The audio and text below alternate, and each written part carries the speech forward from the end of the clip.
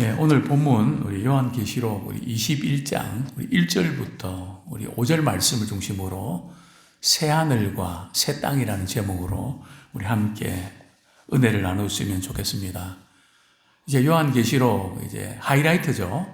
21장, 22장은 새 하늘과 새 땅에 대해서 우리에게 소망과 비전을 심어주고 있습니다. 일곱인, 일곱 나팔, 또 일곱 대접의 심판이 있고, 그리고 이제 요한계시록 우리 20장 11절부터 15절까지 말씀 보면 이제 크고 흰 보좌, 이 백보좌 심판, 그죠? 이 마지막 심판이죠. 그래서 이 심판에서 이제 모든 것이 갈라지게 되는 것이죠. 두 부류를 우리가 보게 되는데요. 이제 첫 번째 이 부류는 불못에 던져지는, 즉 지옥불에 던져지는 불신자들. 그리고 신자들은 이제 새 하늘과 새 땅에 이제 거하게 되는 것이죠. 이렇게 이제 둘로 갈라집니다. 자, 먼저 이런 질문을 드리고 싶은데요. 이 세상의 하늘과 땅은 어떻게 되는가요? 계속 이렇게 있게 되나요? 아니면 사라지게 되나요? 이 세상의 하늘과 땅은 사라지게 됩니다. 그러니까 우리가 항상 이렇게 이 세상에 살면서 또 우리에게 필요한 것들 준비도 하고 또 마련도 해야 되지만 이 세상에 있는 것들은 잠시 있다가 없어지는 것이라는 거죠. 항상 이 부분을 우리가 붙잡고 우리 살아야 됩니다. 그래서 세상에 참 슬픔도, 고통도, 아픔도, 또 죽음도 우리를 얼마나 힘들게 합니까? 자, 목회하면서 장례식을 이렇게 집례하게 되면 제 경우는 적어도 한 달 이상은 후유증이 있습니다.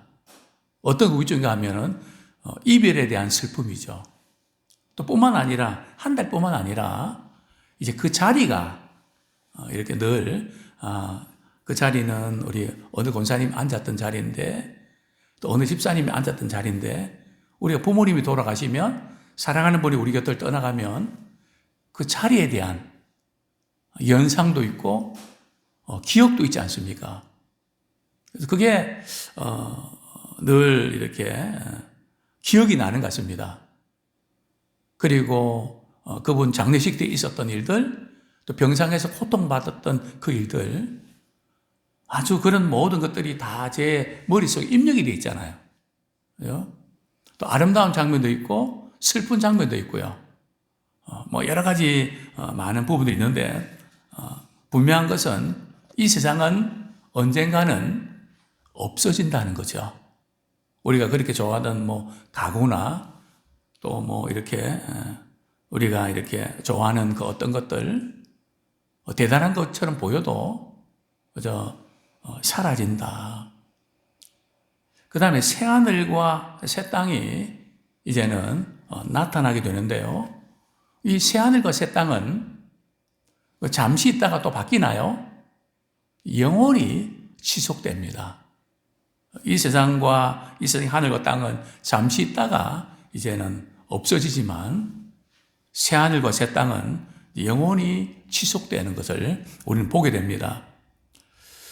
이 모든 결과들은 이 백보자 심판에 따른 결과라고 말씀을 드렸는데요. 또 이 결과는 두 부류라고 말씀드렸죠. 불모, 또 지옥에 던진 사람은 믿지 않는 불신자들. 그리고 새 하늘과 새 땅에는 믿음의 사람들이 누리는 축복을 우리가 말씀하고 있습니다. 자, 먼저 우리 새 하늘과 새 땅에 대해서 우리 함께 살펴보면 좋겠습니다. 21장 1절 우리 같이 한번 읽겠습니다. 시작. 또 내가 새 하늘과 새 땅을 보니 처음 하늘과 처음 땅이 없어졌고 바다도 다시 있지 않더라.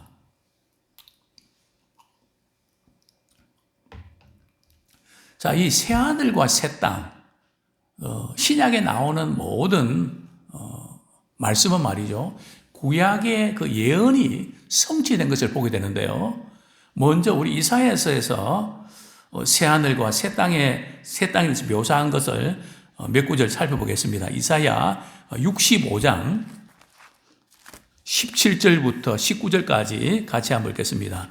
65장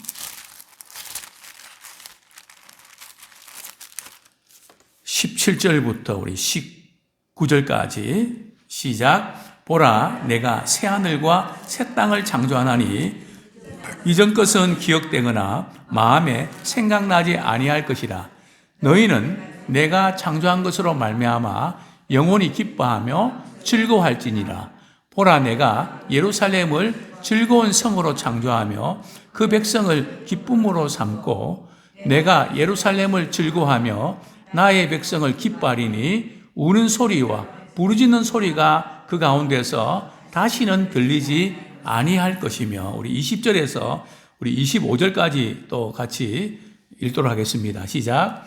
거기는 날수가 많지 못하여 죽는 어린이와 수완이 차지 못한 노인이 다시는 없을 것이라. 곧 백세에 죽는 자를 젊은이라 하겠고 백세가 못되어 죽는 자는 저주받은 자이리라. 그들이 가옥을 건축하고 그 안에 살겠고 포도나무를 심고 열매를 먹을 것이며 그들이 건축한 데에 타인이 살지 아니할 것이며 그들이 심은 것을 타인이 먹지 아니하리니 이는 내 백성의 수완이 나무의 수완과 같겠고 내가 택한 자가 그 손으로 일한 것을 길이 누릴 것이며 그들의 수고가 헛되지 않겠고 그들이 생사한 것이 재난을 당하지 아니하리니 그들은 여호와의 복된 자의 자손이요 그들의 후손도 그들과 같을 것입니다. 그들이 부르기 전에 내가 응답하겠고 그들이 말을 마치기 전에 내가 들을 것이며 이리와 어린 양이 함께 먹을 것이며 사자가 소처럼 칩을 먹을 것이며 뱀은 흙을 양식으로 삼을 것이니 나의 성산에서는 해함도 없겠고 상함도 없으리라. 여호와께서 말씀하시니라. 그죠? 이게 새 하늘과 새 땅에 대한 예언이 성취가 됐는데요. 자, 그런데 이 새 하늘과 새 땅은 과연 어떤 하늘과 어떤 땅일까? 두 가지 해석이 갈라집니다. 첫 번째 해석은 새 하늘과 새 땅은 처음 하늘과 처음 그 땅하고는 완전히 다른 새로운 차원의 재창조다. 이렇게 해석하는 분들이 있고요. 그 다음에 다른 해석은 갱신이다. 즉 처음 하늘과 첫 이렇게 땅에 질적으로는 완전히 다른 차원인데 그러나 그런 그 유형들은 그대로 있는 이제 갱신이다 하는 이제 입장을 이렇게 펴는데요. 먼저 이렇게 재창조라는 걸 주장하는 분들은 이것에 근거해서 주장합니다. 처음 하늘과 처음 땅이 없어졌고, 처음 하늘과 처음 땅이 없어졌으니까 완전히 그 잔재는 없어진 거 아니냐. 그래서 새 하늘과 새 땅이니까 이것은 재창조다. 그렇게 이제 주장하는 분들이 있고, 그 다음에 이건 갱신이라 하는 분들은 처음 하늘과 처음 땅의 그 차원하고는 완전히 다른 질적인 그런 변화를 의미한다. 왜냐하면 이 새라고 하는 이 헬라어 단어가 새로운 것을 의미하는 것이 아니라 이전에 있던 것들을 이제 새롭게 하는 그런 차원을 말한다. 이제 그렇게 주장하는데요. 더 이제 결정적인 부분들은 우리 5절 말씀 우리 같이 한번 읽겠습니다. 시작. 보좌에 앉으신 이가 이르시되 보라 내가 만물을 새롭게 하노라 하시고 또 이르시되 이 말은 신실하고 참되니 기록하라 하시고. 자, 이 보좌에 앉으신 이가 누굴까요? 우리 하나님이시죠. 보라 내가 만물을 새롭게 하노라. 그죠? 여기 이제 만물을 새롭게 한다는 것은 없던 것을 새롭게 만들어 새롭게 한다는 것이 아니라 있던 것을 새로운 차원으로 만드는 그런 의미다. 그렇게 해서 이제 새로운 갱신을 의미하는데, 저는 두 번째 해석을 받아들입니다. 자, 어쨌든 처음 하늘과 처음 땅은 이렇게 사라집니다. 왜 그럴까요? 인간이 범죄함으로, 타락함으로 자연 환경도 오염되고 인간이 범죄함으로 모든 피조물들이 탄식하고 이렇게 부패했거든요. 그래서 예수님 재림하실 때에 이제 피조물도 학수고대합니다. 그 전까지는 피조물도 탄식하고 있단 말이죠. 그 전에도 말씀드렸죠. 개도 탄식한다 그래서 개탄에 맞지 않습니다. 그러잖아요. 어쨌든 인간의 범죄함으로 인해서 이 모든 만물이 이렇게 실험하고 호통당하는, 무엇보다도 인간이 이제 범죄함으로 찾아왔던 게 무엇일까요? 자, 먼저 우리 4절 먼저 보겠습니다. 예. 4절 한번 같이 읽겠습니다. 시작. 모든 눈물을 그 눈에서 닦아주시니 다시는 사망이 없고 애통하는 것이나 곡하는 것이나 아픈 것이 다시 있지 아니하리니 처음 것들이 다 지나갔음이로라. 처음 것들이 다 지나갔다. 이 처음 것들은 말이죠, 인간이 범죄함으로 찾아온 결과입니다.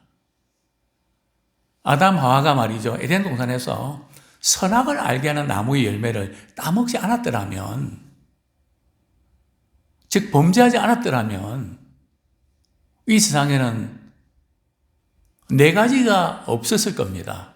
근데 우리는 이 네 가지 때문에 무척 힘들어 고통스러워하죠. 첫 번째가 뭡니까?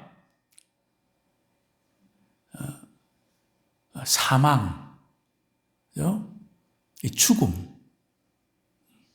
참 죽음의 이 고통이 얼마나 큽니까?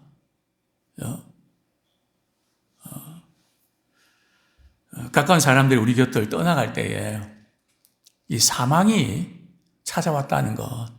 우리는 그저 인간적으로 참 안 됐다, 그 차원에만 볼 게 아니고, 그죠? 인간이 범죄함으로 그 결과로 죽음이 왔다는 영적인 차원에서 눈이 열려야 됩니다. 우리 장례식 갈 때마다 참 안 됐다, 우리가 이런 인간적인 차원에만 우리가 머물지 말고요, 근본적인 질문을 던지셔야 됩니다. 이 죽음이 어디서부터 왔을까? 화장하고 나서 말이죠, 이제 뼈를 다 이렇게 가루를 만들어서 이제 담을 때, 참 인간이 과연 어떤 존재인가? 무엇을 남겨갈 것인가? 자, 우리는 깊이 고민하게 되는데요. 바로 이 사망이 결국은 인간이 범죄함으로 찾아온 결과라는 것이죠.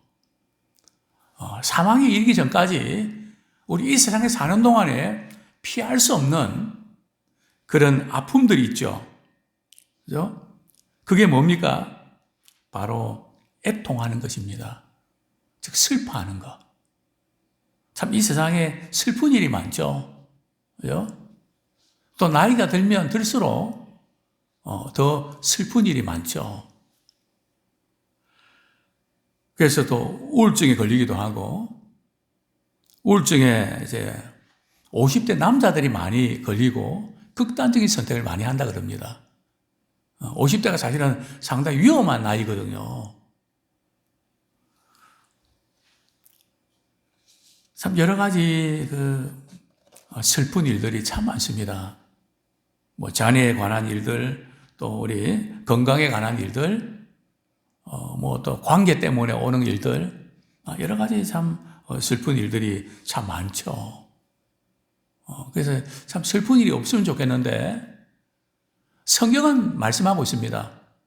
정말 우리 인생이 도대체 뭐냐? 두 단어로 딱 이렇게 추격할 수 있지 않습니까? 첫 번째 단어는 슬픔이고요. 또 두 번째 단어는 수고입니다. 수고와 슬픔 말고 우리가 다른 거 해석할 게 있나요? 얼마나 수고합니까? 그죠? 수고와 슬픔. 이것 역시 죄의 결과로 찾아왔죠.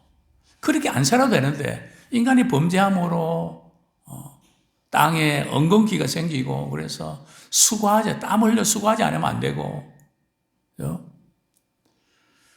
참 힘들게 살 수밖에 없는 그런 일들.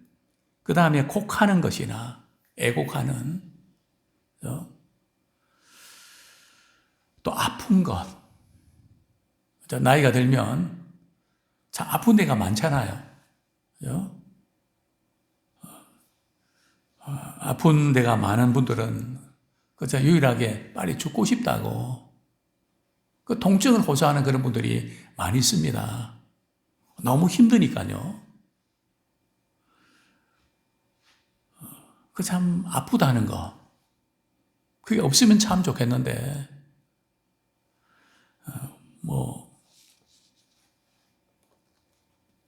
온몸이 다 아프잖아요. 상한 데가 별로 있나요? 다 쑤시잖아요. 그죠? 여기도 아프고 저기도 아프고 그죠? 또 약도 한 중금 말이죠. 이렇게 먹어야만 되고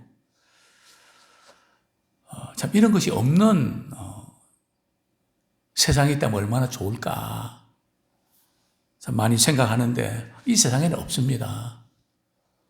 새하늘과 새 땅에서만 누릴 수 있는 것이죠. 이거 새하늘과 새 땅에서는 말이죠. 누구의 유혹이나 미혹을 받지 않는가 하면 사단과 귀신의 미혹을 받지 않습니다. 그죠? 사단은, 귀신들은 우는 사슴으로 상귀를 찾고 얼마나 우리를 괴롭힙니까? 그죠? 그러나 다시는 그런 일이 없다는 거죠. 영적으로 시달리고 힘들어하는 그 사람들이 종종 있는데요. 그게 얼마나 힘든지 모릅니다. 하루 이틀도 아니고요. 얼마나 고통스러운지 모릅니다.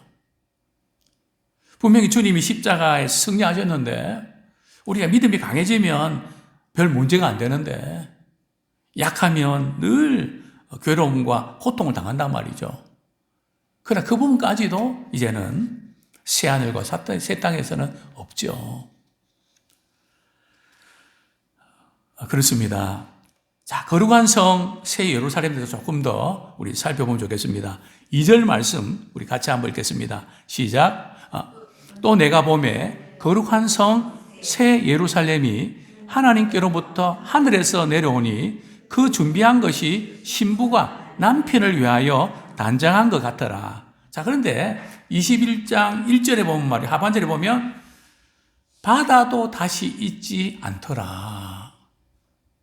새하늘과 새 땅에는 뭐가 없다고요? 바다가 없대요. 여기 바다가 없다는 뜻은 뭘까요? 요한계시록에 보면 바다는 바다에서 짐승이 올라오고요. 바다에서는 죽은 자로 묘사되고 있습니다. 다시 말하면 성경에서 바다는 악입니다. 그러니까 새하늘과 새 땅에는 악이 없다는 거죠. 정말 이 악이 없는 세상, 문제가 없는 세상, 얼마나 사람과 사람 관계에서 갈등하고 머리 재고 악이 없는 것이 어디 있습니까? 다 악이 있으면 이렇게 판사 세계는 악이 없나요? 검사 세계는 악이 없나요? 교회는 악이 없나요? 그죠? 목회자 세계에서는 악이 없나요? 이 세상에서 악이 없는 것이 어디 있습니까? 그죠? 다 악이 오글거리고 있는데 이 새하늘과 새 땅에는 바다가 다시 있지 않더라. 참 악이 없는. 이것이 진정한 축복임을 보게 됩니다. 사도 요한이 또 보니까 거룩한 성 새 예루살렘이 하나님께로부터 하늘에서 내려온다는 거죠. 이 새하늘과 새 땅은 우리 하나님으로부터 주어지는 선물이고요. 그런데 거룩한 성이고 새 예루살렘이다. 이게 무슨 뜻일까요? 근데 이렇게 비유합니다. 그 준비한 것이 신부가 남편을 위하여 준비한 것 같다. 신부와 신랑의 관계로 비유하고 있는 것이죠. 하나님은, 우리 예수님은 신랑이 되시고 교회는 신부가 되는 거죠. 그렇게 준비한 것 같더라. 이게 뭔가 하나님과 자기 백성과의 관계를 의미하는 것이죠.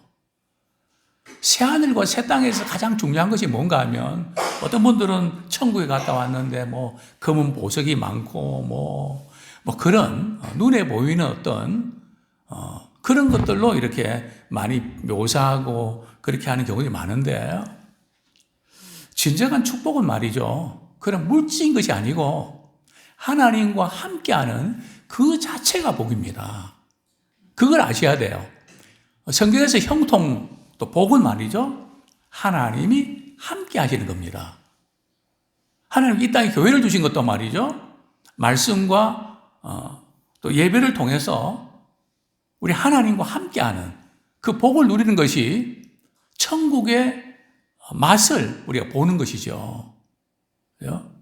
자, 그게 어떻게 알 수 있습니까? 3절 말씀 같이 읽겠습니다. 시작.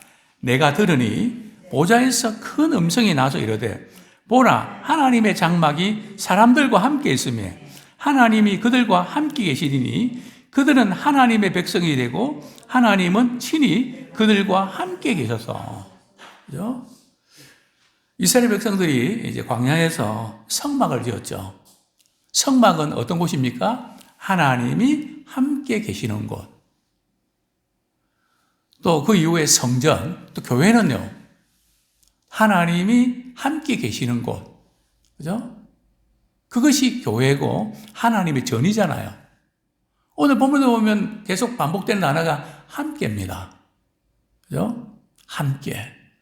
구약부터 신약까지 계속 강조되는 것이 그들은 나의 백성이 되고 나는 그들의 하나님이 되심이라. 하나님과 우리의 관계죠. 그분이 아버지가 되시고 우리는 그분의 자녀가 되는 그 자체가 복이라는 것입니다. 천국도 마찬가지죠. 무슨 화려하게 지은 집이고 휘황찬란하고 그래서 천국이 아니고요. 그런 많은 것들이 있다 할지라도 만약에 하나님이 계시지 않는다면 그것은 아무것도 아니죠. 아무리 좋은 집에 사랑하는 사람이 없다면 그게 무슨 기쁨이 있겠습니까? 누구와 함께 있는가? 바로 임마누엘의 복이죠. 그래서 예수님이 이 세상에 오실 때 이름을 임마누엘이라 하라. 그 이름을 번역한 즉 하나님이 우리와 함께 계신다는 뜻이잖아요. 또 예수님 승천하시면서 마지막 주셨던 말씀이 뭡니까? 내가 세상 끝날 때까지 너희와 항상 함께 하시리라고 말씀하지 않으셨습니까? 그러니까 이걸 우리에게 적용한다면 말이죠, 지금 우리의 처한 상황이 어렵고 몸도 아프고 또 우리 슬프고 힘들고 이러다가 죽는 거 아닌가, 이 죽음에 대한 생각도 하게 되고 그런 많은 것들이 있지만 하나님이 함께 계시면 그 자체가 복이란 말이죠. 그래서 우리는 어떤 상황 속에서도 하나님과 함께하는 복을 빼앗기시면 안 됩니다. 우리 요셉을 우리가 잠깐 볼까요? 사실 요셉의 복은 성경에는 형통이라고 번역하고 있는데 사실은 뭐가 형통인가? 의아스러운 그런 면들을 보게 되죠. 애굽의 총리가 된 것은 이제 좀 그렇게 볼 수 있는데, 그러나 다른 상황 속에서는 그렇지 않는 것을 보게 되는데요. 우리 창세기 39장 보겠습니다. 창세기 39장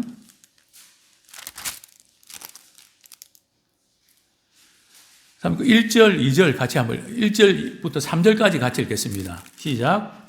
요셉이 이끌려 애굽에 내려가며 바로의 신하 친위대장 애굽 사람 보디발이 그를 그리로 데려간 이스마엘 사람의 손에서 요셉을 사니라. 여호와께서 요셉과 함께 하심으로 그가 형통한 자가 되어 그의 주인 애굽 사람의 집에 있으니 그의 주인이 여호와께서 그와 함께 하심을 보며 또 여호와께서 그의 범사에 형통하게 하심을 보았더라. 지금 요셉의 처지나 형편이 말이죠. 형통한 자입니까? 지금 요셉은 지금 어떤 상황입니까? 형들의 미움을 사서 말이죠. 애굽에 노예로 팔렸잖아요. 그죠? 보디발의 집에서 노예로서 말이죠. 이렇게 역할을 해야 되잖아요. 근데 오늘 본문에 보면 하나님의 함께 하심으로 요셉이 형통한 자가 되었다. 그죠? 자, 그 다음에 이제 요셉이 좀 그 집에서 인정받고 뭐 이렇게 됐는데 그 보디발의 아내 때문에 말이죠. 또 감옥에 갇히게 되죠. 우리 39장 23절. 39장 23절. 시작. 간수장은 그의 손에 맡긴 것을 무엇이든지 살펴보지 아니하였으니 이는 여호와께서 요셉과 함께 하심이라. 여호와께서 그를 범사에 형통하게 하셨더라. 그죠? 요셉이 억울하게 말이죠. 감옥에 갇혔는데 하나님께서 요셉과 함께 하심으로 형통하게 되었다. 그 무슨 뜻일까요? 상황이나 처지나 형편이 형통한 게 아니라 어떤 상황이 있든지 하나님이 함께 하시는 그 자체가 형통이라는 거죠. 그죠? 그래서 우리가 하나님이 함께 하지 않는다면 세상적으로 성공과 출세가 사실은 의미가 없고 그것은 불행한 일입니다. 그 찬양 있지 않습니까? 주 떠나가시면 내 생명 헛되네. 정말 주님이 떠나가시면 아무리 우리의 성공과 출세도 헛되다는 거죠. 그러나 주님과 함께 하시면 우리 어떤 상황 속에 있어도 우리는 복되고 또 주님께서 그 모든 상황 가운데 함께 하시기 때문에 모든 것을 이길 수 있다는 거죠. 그렇습니다. 이제 우리가 마지막 시대를 살아가는 우리들을 어떻게 우리가 준비하며 살아야 될까요? 베드로후서 3장 11절에서 13절 말씀 읽고 말씀을 맺겠습니다. 베드로후서 3장 11절부터 13절까지 우리는 절대 우두커니 살면 안 됩니다. 그냥 죽지 못해 이렇게 살아가서도 안 됩니다. 분명한 삶의 목적의식과 사명이 있어야 되는데요. 우리는 어디다 맞춰야 될까요?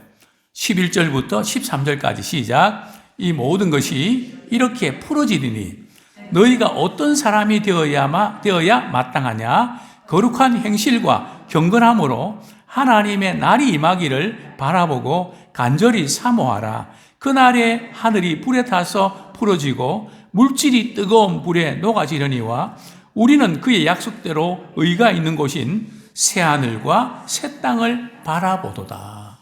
그죠? 우리의 남은 날들을 거룩한 행실과 경건함으로 우리 주님의 오심을 간절히 사모하면서 하루하루 매 순간순간 의미 있고 복된 믿음의 사람 되기를 축원합니다.